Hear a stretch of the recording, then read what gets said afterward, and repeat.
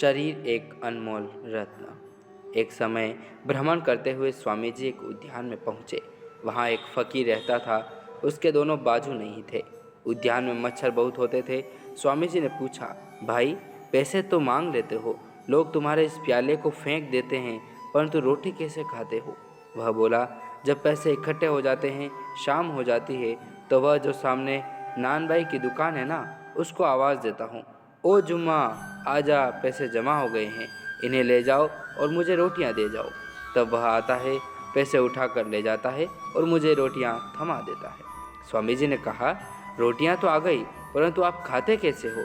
वह बोला, स्वयं तो मैं खा नहीं सकता, रोटी सामने पड़ी रहती है, तब मैं सड़क पर जाने वालों को आवाज़ देता हूँ, सामने जाने वालों को, प्रभु करे तुम्हारे हाथ सदा स्थिर रहे, मुझ पर दया करो, तरस आओ मुझ पर, मुझे रोटी खिला दो। मेरे हाथ नहीं है। प्रत्येक व्यक्ति तो सुनता नहीं, परंतु किसी किसी को दया आ ही जाती है। वह प्रभु का प्याला मेरे पास आ बैठता है, अपने हाथ से ग्रास तोड़कर मेरे हाथ को रखकर मेरे मुंह में डालता है और मैं खाता हूँ। उसकी आंखों में आंसू थे। स्वामी जी का दिल भर आया था। फिर भी उन्होंने पूछा, रोटी तो इस प्रकार खा लेते हो भाई, परंतु पानी कैसे पीते हो?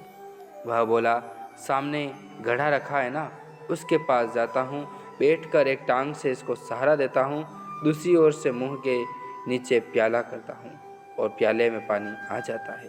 स्वामी जी ने पूछा, पीते कैसे हो? वह बोला, पशुओं की भांति प्याले पर झुक कर पीता हूँ। स्वामी जी बोले, परंतु यहाँ तो मच्छर भी बहुत हैं, यदि माथे पर भी या शरीर पर मच्छर काटते हैं तो फिर क्या करते हो? वह बोला, मच्छर तो सचमुच बहुत हैं, मेरा शरीर देखो, माथा देखो, सबको मच्छरों ने लहूलुहान कर रखा है। माथे पर कोई मच्छर चढ़ जाए तो माथे को जमीन पर रगड़ता हूँ, और शरीर के दूसरे भाग पर चढ़ जाए तो पानी से निकली हुई मछली की भांति भूमि पर लौटता हूँ, तड़पता हूँ। स्वामी जी सोचने लगे कि वास्तव में हमारा शरीर बहुत ही मूल्यवान है, हमें इसका पूरा ध्यान रखना चाहिए।